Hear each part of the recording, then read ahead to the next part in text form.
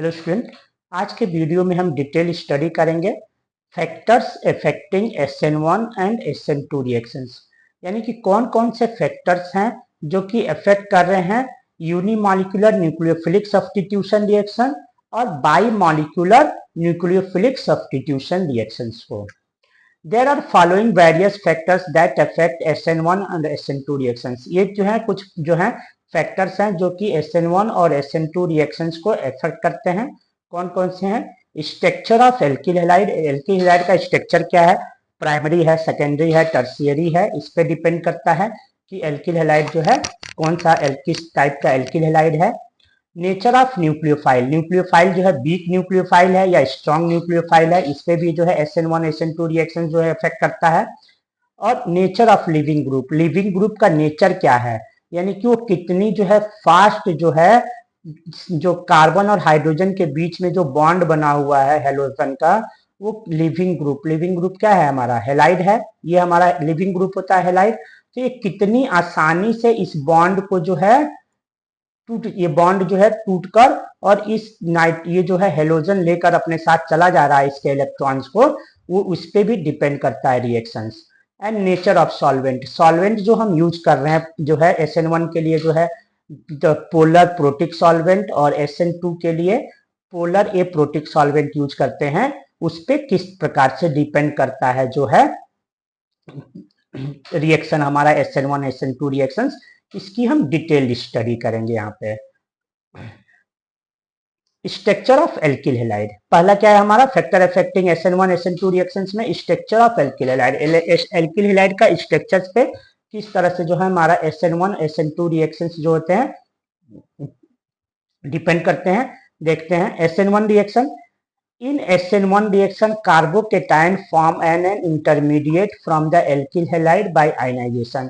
SN1 reactions में हमने देखा था प्रीवियस वीडियो में कि जो है कार्बोकेटाइन जो है जो हमारा SN1 रिएक्शन में क्या था हमारा यहाँ पे जो है हेलाइड ग्रुप जुड़ा हुआ था इस कार्बन से। ये जो है आयनाइजेशन के थ्रू जो है रिलीज बाहर निकल जा रहा है, लीव कर जा रहा है, तो हमारा क्या बन जा रहा है? कार्बोकेटाइंस बन जा रहे हैं। So in SN1 reaction, carbocation form an intermediate from alkyl halide by ionization. तो SN1 रिएक्शन के फर्स्ट स्टेप में जो है कार्बोकेटाइंस का फॉर्मेशन हो रहा था। और ये कार्बोकेटाइन देखिए, अगर ये कार्बोकेटाइंस है तो ये जो है टर्शियरी एल्किल हैलाइड था, तो इससे उससे जो है टर्शियरी का 3 डिग्री कार्बोकेटाइन बना। ये हमारा जो है सेकेंडरी एल्किल हैलाइड था, इससे लिविंग ग्रुप निकल गया, तो ये 2 डिग्री कार्बोकेटाइन। यहाँ पे 1 डिग्री कार्बोकेटाइन बना। यहाँ पे मिथाइल क्लोराइड था, तो इससे जो है हेलोजन निकल गया, लिविंग ग्रुप निकल गया, तो मिथाइल कार्बोकेटाइंस बन गया। अब जो है इन कार्बोकेटाइंस की जो है 3 डिग्री कार्बोकेटाइन जो होता है मोर स्टेबल होता है देन 2 डिग्री कार्बोकेटाइन, और 2 डिग्री कार्बोकेटाइन जो होता है more stable then 1 degree carbocation, and 1 degree carbocation is more stable then methyl carbocations. क्यों? ये जो है पॉजिटिव आई इफेक्ट के कारण। पॉजिटिव आई इफेक्ट क्या होता है? Positive inductive effect. ये कार्बोकेटाइंस जो होते हैं अनस्टेबल क्यों है? अनस्टेबल होते हैं क्योंकि इस पे पॉजिटिव चार्ज है, और हमको मालूम है कि CH3 ग्रुप जो होता है वो पॉजिटिव इंडक्टिव इफेक्ट शो करता है, यानी कि अब जो इलेक्ट्रॉन्स को जो है ये रिपेल करता है, अपने से दूर जो है रिपेल करता है इसमें। तो इसकी क्या प्रॉपर्टी हो गई? अगर ये जो कार्बन CH3 जो है अपने जो ये जो कार्बन और CH3 के बीच में जो बॉन्ड बना था, जो इलेक्ट्रॉन्स है उसको जो है रिपेल करेगा। ये जो है इस यहाँ पे जो इलेक्ट्रॉन है इस बॉन्ड में, इसको इधर इस साइड में, यानी ये कार्बन जो कार्बोकेटाइंस का न्यूक्लियस है उस पे जो उसकी तरफ जो है रिपेल करेंगे इलेक्ट्रॉन्स की। तो जब इलेक्ट्रॉन जो है इस कार्बोकेटाइंस की तरफ आएगा तो क्या हो जाएगा? ये जो कार्बोकेटाइन पे पॉजिटिव चार्ज है ये क्या हो जाएगा? डिक्रीज कर जाएगा। और जितना ज्यादा पॉजिटिव चार्ज जो है डिक्रीज करेगा कार्बोकेटाइंस की, उस कार्बोकेटाइन की जो है स्टेबिलिटी उतनी ज्यादा बढ़ जाएगी। तो इसमें पॉजिटिव इंडक्टिव इफेक्ट जो होगा इसमें ज्यादा होगा, तो इसलिए इस कार्बोकेटाइन 3 डिग्री कार्बोकेटाइंस की जो है स्टेबिलिटी ज्यादा होगी, 2 डिग्री कार्बोकेटाइन की स्टेबिलिटी कम होगी, 1 डिग्री कार्बोकेटाइंस की उससे कम होगी, और मिथाइल कार्बोकेटाइंस जो है उससे कम सबसे ज्यादा कम होगी। तो जो रिएक्टिविटी ऑफ एल्किल हैलाइड क्या होगा? 3 डिग्री एल्किल हैलाइड जो होगा मोर रिएक्टिव होगा देन 2 डिग्री एल्किल हैलाइड, और 2 degree alkyl halide is more reactive then 1 degree alkyl halide, और 1 degree alkyl halide is more जो है एक्टिव देन मिथाइल हैलाइड। क्योंकि ये जो 3 डिग्री एल्किल हैलाइड है इसमें जो हमारा कार्बोकेटाइन जब बनेगा तो फर्स्ट स्टेप में जो SN1 रिएक्शन के तो 3 डिग्री कार्बोकेटाइन बनेगा, तो ये ज्यादा स्टेबल होगा, तो इसलिए जो ये 3 डिग्री एल्किल हैलाइड है इसकी रिएक्टिविटी क्या होगी, ज्यादा होगी, ये ज्यादा रिएक्टिव होगा, यानी कि SN1 रिएक्शन ये फास्ट देगा। SN ये जो है 2 डिग्री जो है एल्किल हैलाइड में 2 डिग्री कार्बोकेटाइन बनेगा, तो इस 2 डिग्री एल्किल हैलाइड की जो है रिएक्टिविटी 3 डिग्री एल्किल हैलाइड से कम होगी। इसी तरह से जो है 1 डिग्री एल्किल हैलाइड की जो है 2 डिग्री एल्किल हैलाइड से कम होगी, और जो है इसमें देखिए मिथाइल की जो है 1 डिग्री एल्किल हैलाइड से कम होगी, क्योंकि मिथाइल पे जो है कोई भी इंडक्टिव इफेक्ट नहीं आ रहा है, इस पे जो पॉजिटिव चार्ज है ज्यादा है, यानी पॉजिटिव चार्ज ज्यादा होने का मतलब ये मिथाइल ग्रुप जो है सबसे ज्यादा अनस्टेबल होगा। जबकि ये जो है देखिए ये एल्किल यहाँ पे जो है 1 डिग्री एल्किल जो है 1 डिग्री एल्किल हैलाइड में जो है क्या है 1 डिग्री कार्बोकेटाइन है, यहाँ पे एक मिथाइल ग्रुप क्या कर रहा है जो है अपने इलेक्ट्रॉन्स को रिपेल कर रहा है, पॉजिटिव आई इफेक्ट शो कर रहा है, इससे क्या होगा इस पे जो है इलेक्ट्रॉन्स की थोड़ी सी कम जो पॉजिटिव चार्ज है उसकी थोड़ी सी कमी आ जाएगी, क्योंकि इलेक्ट्रॉन जो है कुछ इसके इलेक्ट्रॉन्स इसकी तरफ शिफ्ट कर जाएंगे, इसलिए जो है ये जो है 1 डिग्री कार्बोकेटाइन जो है मोर स्टेबल होंगे मिथाइल कार्बोकेटाइन से। अब टू SN2 रिएक्शंस में क्या होता है, SN2 ये जो हमने क्या किया जो है structure of alkyl halide SN1 reaction में देखा, अब SN2 रिएक्शन में जो है स्ट्रक्चर ऑफ एल्किल हैलाइड का क्या जो है इफेक्ट आ रहा है, देखिए nucleophilic attack from back side to form the inverted product due to steric hindrance effect. तो ये क्या हो रहा है, ये जो है न्यूक्लियोफाइल जो है इसमें जो है जब हमने देखा था कि SN2 रिएक्शन में क्या था न्यूक्लियोफाइल जो होता है वो बैक साइड से जो है क्या करता है, बैक साइड से अटैक करता है। अब बैक साइड से अटैक करेगा न्यूक्लियोफाइल, तो देखिए ये हमारा क्या है, ये मिथाइल आयोडाइड है, ये 1 डिग्री एल्किल हैलाइड है, ये 2 डिग्री एल्किल हैलाइड है, ये 3 डिग्री एल्किल हैलाइड है, तो ये क्या हो जाएगा जब ये इधर से जो हमारा एल्किल न्यूक्लियोफाइल जो है बैक साइड से इसमें अटैक करेगा यहाँ पे, तो क्या है इसमें जो है आसानी से जो है इस कार्बन से आकर जुड़ जाएगा, क्योंकि क्या है इसमें जो है कोई भी ग्रुप दूसरा ग्रुप बड़ा ग्रुप नहीं लगा, यहाँ पे जो है हाइड्रोजन मिथाइल को हम कैसे लिखेंगे, ऐसे लिखेंगे, एक हाइड्रोजन इधर देखिए एक हाइड्रोजन यहाँ पे लगा है, एक हाइड्रोजन यहाँ पे लगा है, और यहाँ पे आयोडीन लगा है। अब जब न्यूक्लियोफाइल आएगा तो आसानी से आकर यहाँ पे क्या करेगा बाइंड हो जाएगा, ठीक है, जबकि 2 डिग्री जो है ये हमारा मिथाइल आयोडाइड है। अब 1 डिग्री जो है हम मिथाइल आयोडाइड जो है मिथाइल एल्किल हैलाइड लेते हैं, तो इसमें जब न्यूक्लियोफाइल आएगा तो क्या है यहाँ CH3 ग्रुप है, ये हल्का सा जो है स्टीयरिक हिंड्रेंस पैदा करेगा, यानी कि इस जो है न्यूक्लियोफाइल को आने में रुकावट पैदा करेगा, तो इसलिए जो है इसमें कोई रुकावट नहीं है, क्योंकि इसमें हाइड्रोजन है, इसकी साइज बहुत छोटी है, तो न्यूक्लियोफाइल को आने में कोई रुकावट नहीं करेंगे।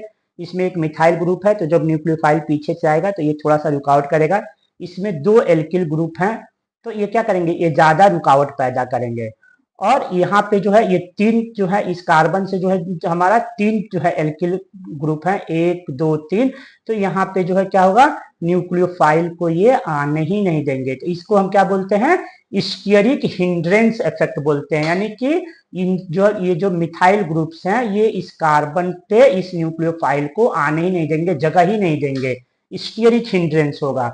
तो इसलिए जो है जैसे जैसे जो साइज बढ़ता जाएगा एल्किल हैलाइड का, तो 1 डिग्री से 2 डिग्री 2 डिग्री से 3 डिग्री उससे वैसे वैसे जो है स्टीयरिक हिंड्रेंस जो है इफेक्ट भी बढ़ता जाएगा, और इस कारण से जो है हमारा जो है 1 डिग्री का जो है मिथाइल आयोडाइड में जो है ज्यादा रिएक्शन जो है SN2 रिएक्शन आसानी से होगा, उससे जो है जब 1 डिग्री होगा तो उसमें थोड़ा सा कम होगा, 2 डिग्री में जो है 1 डिग्री से कम होगा, और 3 डिग्री में जो है सबसे कम होगा। तो रिएक्टिविटी का ऑर्डर क्या हो जाएगा इसमें 1 डिग्री एल्किल हैलाइड जो होता है मोर रिएक्टिव होगा, मिथाइल आयोडाइड जो है मोर रिएक्टिव होगा देन 1 डिग्री, और 1 degree alkyl halide is more ये जो है 1 डिग्री इज मोर जो है active than 2 degree, and 2 degree is more reactive than 3 degree alkyl halide. तो हमने क्या बोला nucleophilic attack from back side to form inverted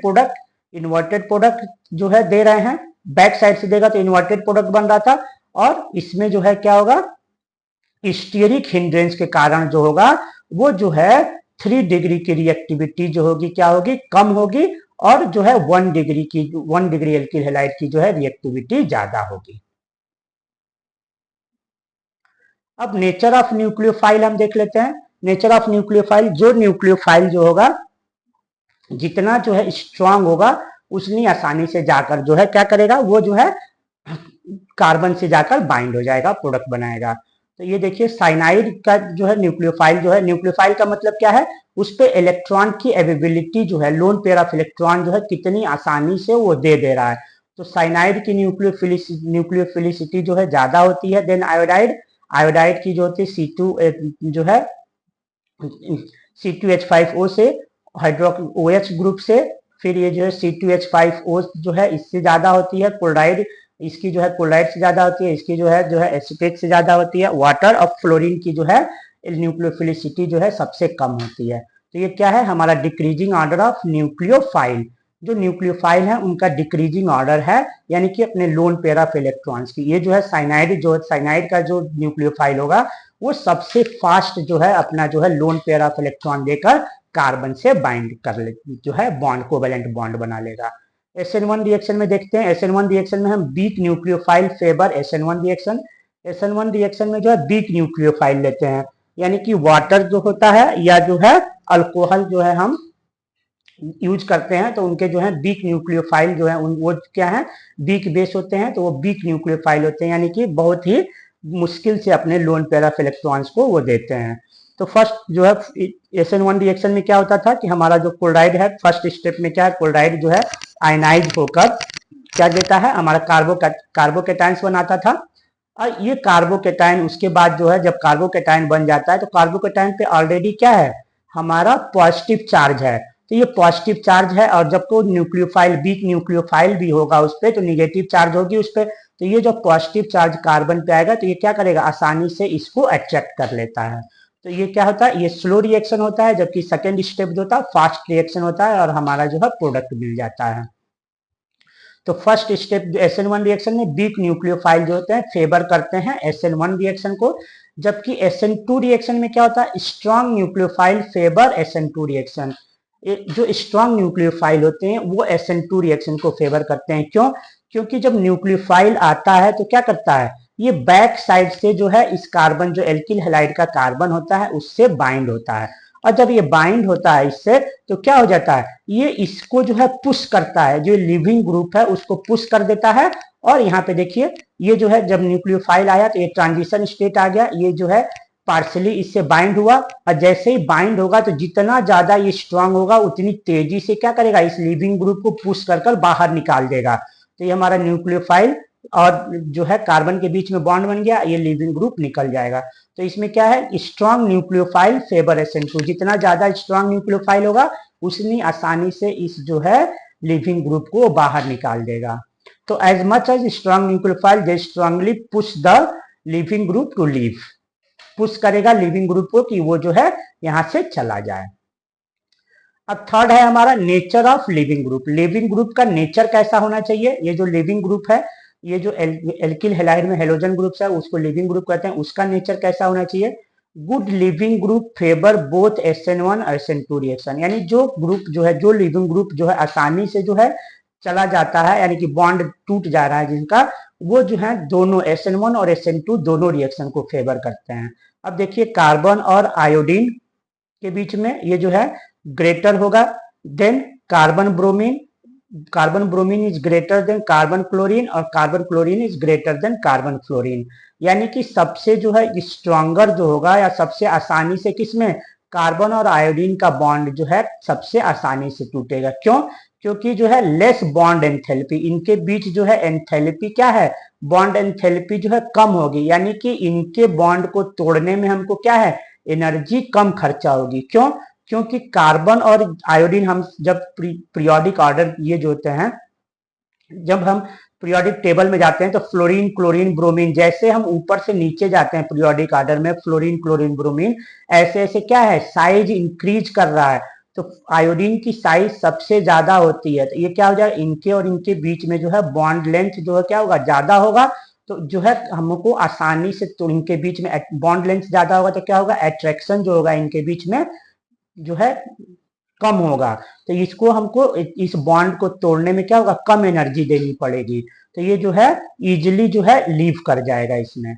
जो है इससे कम जो है इसमें होगा, इससे कम इसमें होगा, इसमें से कम सबसे सबसे ज्यादा एनर्जी हम किसको देनी पड़ेगी, क्लोरीन और फ्लोरीन के बीच में अगर बॉन्ड बना है तो उसमें जो है सबसे ज्यादा एनर्जी देने की, ये जो है सबसे बेस्ट लिविंग ग्रुप आयोडीन होगा। और सबसे बेड लिविंग ग्रुप जो होगा सब इसमें जो है हमको ज्यादा एनर्जी देनी पड़ेगी, क्योंकि इसकी बॉन्ड जो है एंथैल्पी, मोर बॉन्ड एंथैल्पी है, यानी कि इस बॉन्ड को, कार्बन और फ्लोरीन के बॉन्ड को तोड़ने में हमको ज्यादा एनर्जी खर्च करनी पड़ेगी।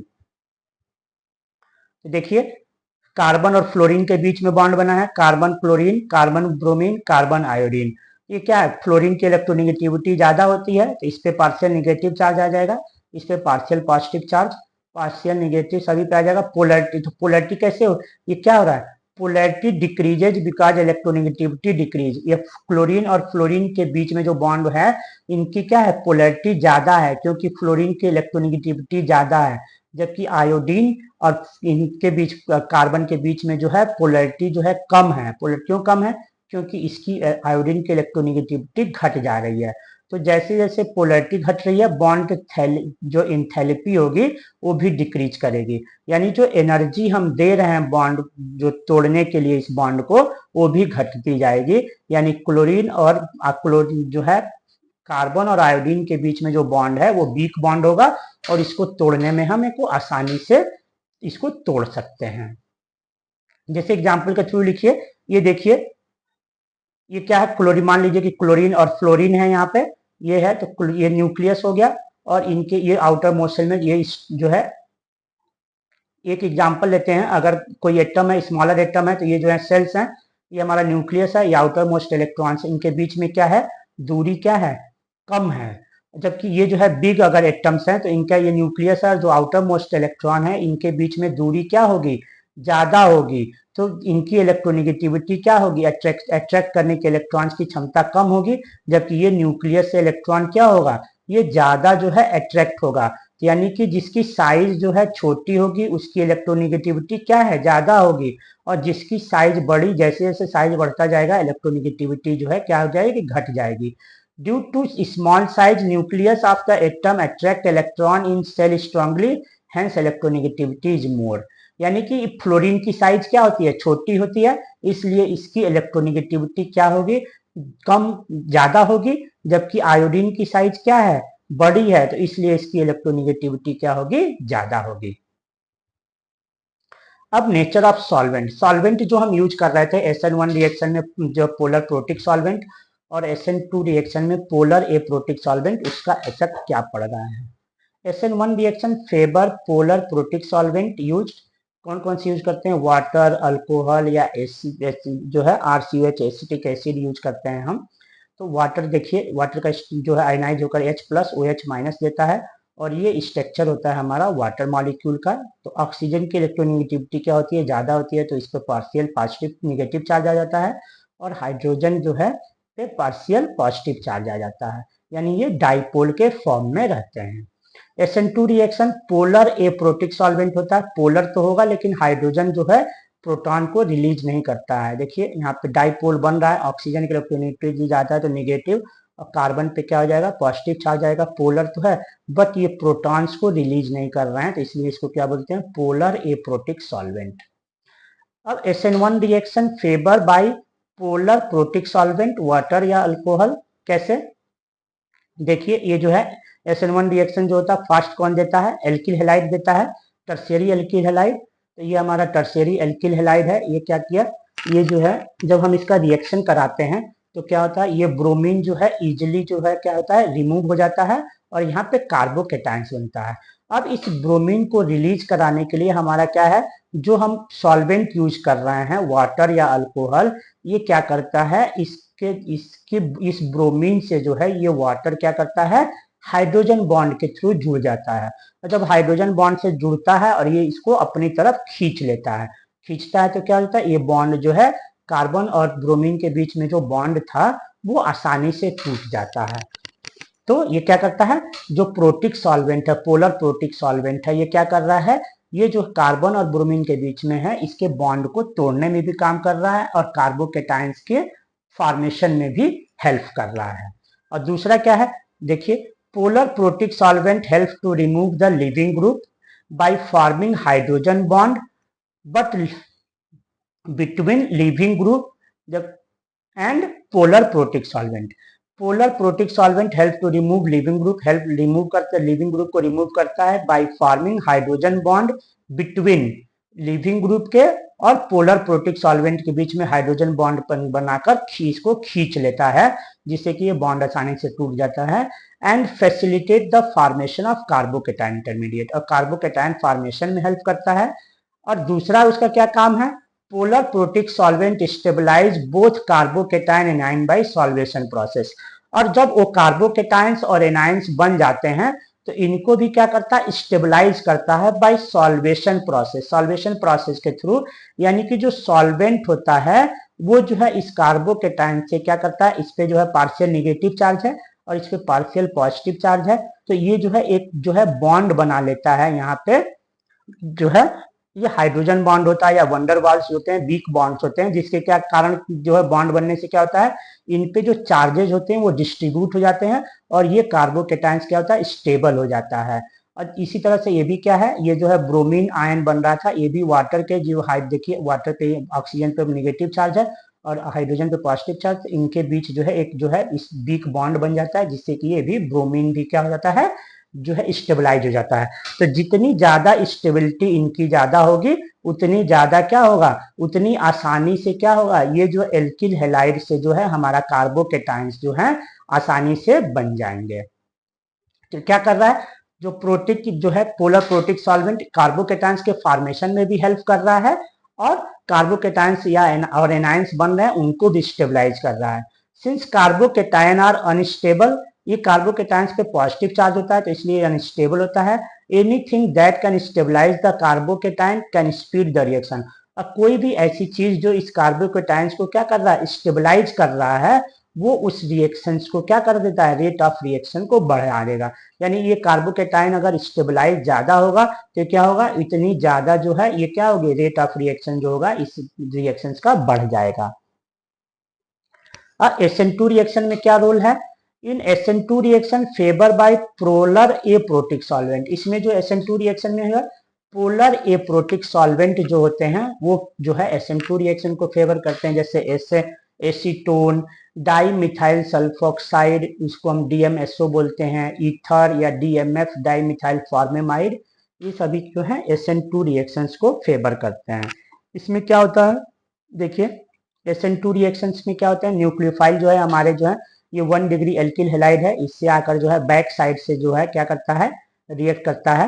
फ्रंट साइड से तो रिएक्ट करता नहीं है क्योंकि इस पे भी नेगेटिव चार्ज होता है, पार्शियल नेगेटिव चार्ज होता है लिविंग ग्रुप पे, और इस पे भी, तो ये जो है इनको रिपल करते हैं, तो ये जो है इस कारण से न्यूक्लियोफाइल जो है बैक साइड से ही क्या करते हैं, अटैक करते हैं।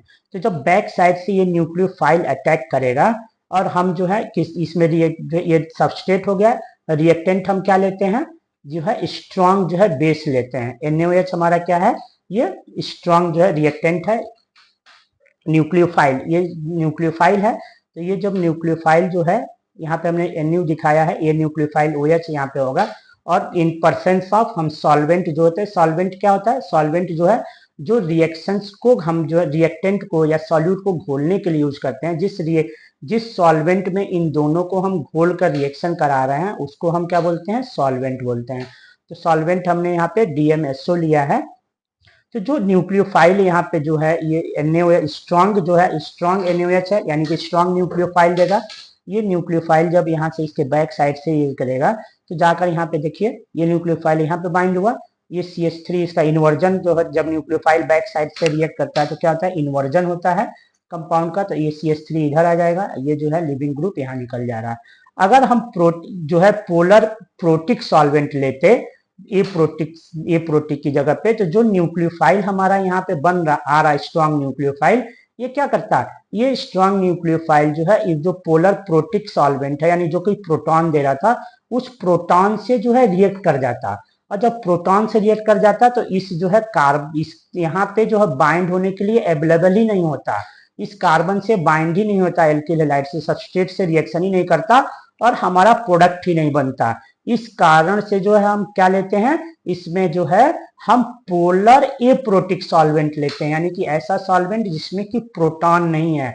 अगर प्रोटॉन होगा तो ये न्यूक्लियोफाइल, जो स्ट्रॉन्ग न्यूक्लियोफाइल, इस प्रोटॉन से रिएक्ट कर जाएगा और ये सबस्ट्रेट यानी कि एल्किल हैलाइड से रिएक्ट ही नहीं करेगा, प्रोडक्ट ही हमको नहीं मिलेगा। तो देखिए, in case of polar protic solvent used in SN2 reaction, अगर हम polar protic solvent SN2 reaction in case of polar protic solvent, अगर हम पोलर प्रोटिक सॉल्वेंट इसमें हम यूज करते हैं SN2 रिएक्शन में, तो जो स्ट्रॉन्ग न्यूक्लियोफाइल होगा वो इस प्रोटॉन से रिएक्ट कर जाएगा और हेंस SN2 रिएक्शन जो होगा ये रिएक्शन प्रोसीड ही नहीं होगा, हमको प्रोडक्ट ही नहीं मिलेगा। तो इस कारण से जो है हम इसमें जो है पोलर एप्रोटिक सॉल्वेंट लेते हैं। तो क्या हमने जो है इस वीडियो में हमने जो है डिटेल्ड जो है हमने देखा कि कौन कौन से फैक्टर्स हैं जो SN1 और SN2 रिएक्शंस को क्या जो है अफेक्ट कर रहे हैं। तो कौन कौन से फैक्टर्स थे, चलिए हम रिवाइज कर लेते हैं एक बार। Structure of alkyl halide, alkyl halide का स्ट्रक्चर क्या है, प्राइमरी है, सेकेंडरी है, टर्शियरी है। न्यूक्लियोफाइल, न्यूक्लियोफाइल का नेचर क्या है, वीक न्यूक्लियोफाइल SN1 को फेवर करता है, स्ट्रॉन्ग न्यूक्लियोफाइल जो होता है वो SN2 को रिएक्शन फेवर करता है। Nature of leaving group, leaving group जो होगा वो कैसे जो है SN1 और SN2 को जो है फेवर करता है। और नेचर ऑफ सॉल्वेंट, सॉल्वेंट जो होते हैं कैसे SN1 को जो है पोलर प्रोटिक सॉल्वेंट फेवर करते हैं, जबकि SN2 को जो है पोलर एप्रोटिक सॉल्वेंट फेवर करते हैं।